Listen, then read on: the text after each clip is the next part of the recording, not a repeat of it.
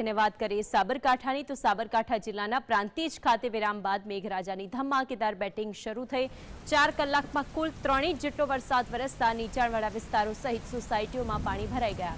વરસાદ પડતા railway station ઉપર આવેલ શાંતિનાથ સોસાયટી વૃંદાવન સોસાયટીની અંદર વરસાદી પાણી ભરાઈ ગયું હતું। સોસાયટીઓમાં ઢીચણ સુધી પાણી ભરાઈ જતા રહીશોના ઘરોમાં પણ આ વરસાદી પાણી છે કે જે ફરી વળ્યા હતા।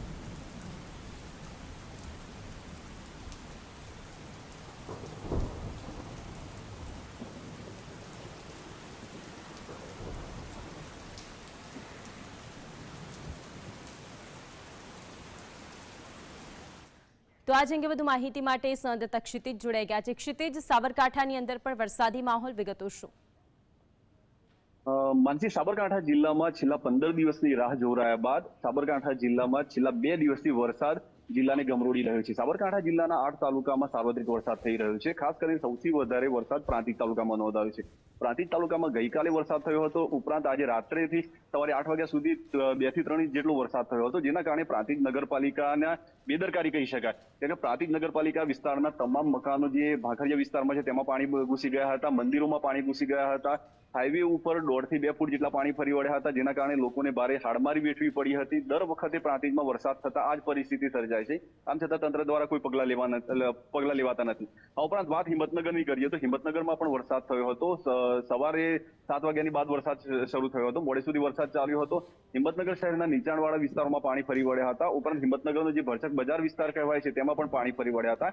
હિંમતનગર શહેરમાંથી પસાર થતો નેશનલ હાઈવે નંબર 8 જે ચિલોડાથી ઉદયપુરને જોડે છે તેના ઉપર પણ 1.5 થી 2 ફૂટ જેટલા પાણી ભરાઈ ગયા હતા, જેના કારણે આ વિસ્તારમાં વાહન ટ્રાફિક જામની અવ્યવસ્થા સર્જાઈ હતી। 1 થી 1.5 કલાક જેટલો ટ્રાફિક જામ સર્જાયેલો રહ્યો હતો। ઉલ્લેખનીય છે કે વારંવાર આ રીતની પરિસ્થિતિઓ સર્જાવા છતાં હજુ વહીવટી તંત્ર દ્વારા કોઈ પગલા લેવામાં આવતા નથી। સાબરકાંઠા જિલ્લામાં કોશીના તાલુકામાં પણ સારો એવો વરસાદ થયો હતો। મગફળી અને કપાસનું આ વખતે વધારે વાવેતર થયું હતું, ત્યારે વરસાદ વગર આ પાક સુકાઈ રહ્યા હતા, પરંતુ છેલ્લા 2 દિવસથી વરસાદ થતા હવે આ પાકને નવું જીવતદાન મળ્યું છે, જેના કારણે ખેડૂતોમાં પણ ખુશી જોવા મળી રહી છે। પ્રાંતિજની અંદર જ્યારે સોસાયટીઓમાં પાણી ફરી વળ્યા છે, લોકોના ઘરો સુધી પાણી ઘૂસી ગયા છે, તો તે પાણી નિકાલની કામગીરીને લઈને શું વિગતો છે?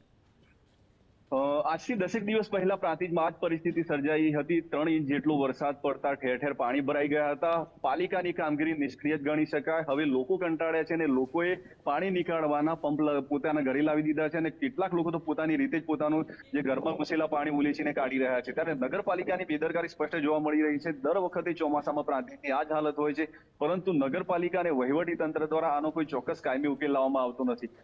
હનુમાનજીનું મંદિર છે તેમાં પણ 1.5 થી 2 ફૂટ પાણી ભરાઈ ગયા હતા। ત્યારે આ મંદિર, ધાર્મિક સ્થળો, અન્ય સ્થળોએ પાણી ભરાયા હતા, બજારમાં પાણી ભરાયા હતા, બાળકોને સ્કૂલોમાં ચાલીને જવાની મુશ્કેલી પડી રહી હતી, વાહન ચાલકો અટવાયા હતા, પરંતુ પાલિકાના પેટનું પાણી નહોતું હલતું। ત્યારે વહીવટી તંત્રના વાંકે અત્યારે હાલમાં પ્રાંતિજ નગરના લોકો ભારે મુશ્કેલી વેઠી રહ્યા છે। ઉદયપુર હાઈવે જે કહ્યું આપે, ત્યાં પણ પાણી ભરાઈ જવાની સ્થિતિ, જો 1.5 થી 2 ઇંચ જેટલું પાણી ભરાઈ જતું હોય તો હાઈવે પરથી તો કેટલાય લોકો પસાર થતા હોય છે, તે લોકોને પણ પરેશાની વેઠવાનો વારો આવે છે। ત્યારે ત્યાંની અત્યારે શું અપડેટ છે? ખાસ કરીને રાજ્ય સરકાર અને ભારત સરકાર વર્લ્ડ રેકોર્ડ તોડવામાં માહેર છે। ત્યારે આ જે હાઈવેનું કામ છેલ્લા 7 વર્ષથી ચાલી રહ્યું છે, એક વર્લ્ડ રેકોર્ડ જ ગણી શકાય। 7 વર્ષ થવા છતાં 80 થી 90 કિલોમીટરનો નેશનલ હાઈવે નંબર 8 આ લોકો બનાવી શક્યા નથી। ઠેર ઠેર કામ અધૂરા છોડી દેવાયા છે। જે સર્વિસ રોડ ચાલુ છે તે સર્વિસ રોડ ઉપર 1.5 થી 2 ફૂટ ખાડા પડી ગયા છે, જેના કારણે મેઇન રોડ તો બધા બંધ જ છે બ્રિજ બનાવવાના કારણે, અને જે સર્વિસ રોડ ચાલી રહ્યા છે તેના પર ખાડા પડી જવાના કારણે ટ્રાફિકની અવ્યવસ્થા હિંમતનગર શહેરમાં ભારે જોવા મળી છે। રોજે રોજ 3 થી 4 કિલોમીટર ટ્રાફિક જામ સર્જાય છે। આ ઉપરાંત કલાકોના કલાકો સુધી વાહન ચાલકોએ આ ટ્રાફિક જામની પરિસ્થિતિનો સામનો કરવો પડે છે। સાબરકાંઠા જિલ્લાના ભાજપના ધારાસભ્યો, સાંસદો આ સમગ્ર મામલે 7 વર્ષથી કશું ઉગાડી શક્યા નથી। આજે પણ નેશનલ હાઈવે નંબર 8 ની હાલત જેસે તે છે।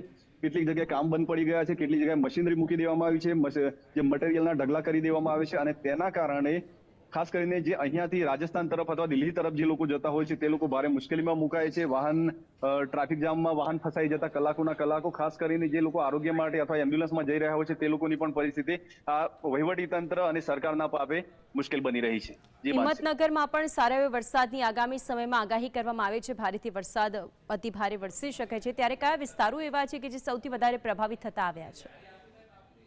ખાસ કરીને હિંમતનગર શહેરના ભાટવાસ કહી શકાય, પછી નીચવાસ કહી શકાય, તે વિસ્તારોમાં નીચાણવાળા વિસ્તારો હોવાને કારણે પાણી ભરવાની પરિસ્થિતિ સર્જાય છે. ઉપરાંત હિંમતનગરના જે મુખ્ય મહાવીનગર વિસ્તાર છે, ટાવર ચોક વિસ્તાર છે, ત્યાં પાણી ભરાય છે, પરંતુ વરસાદ બંધ થયાના 1-1.5 કલાકની અંદર પાણી ઉતરી જતા હોય છે.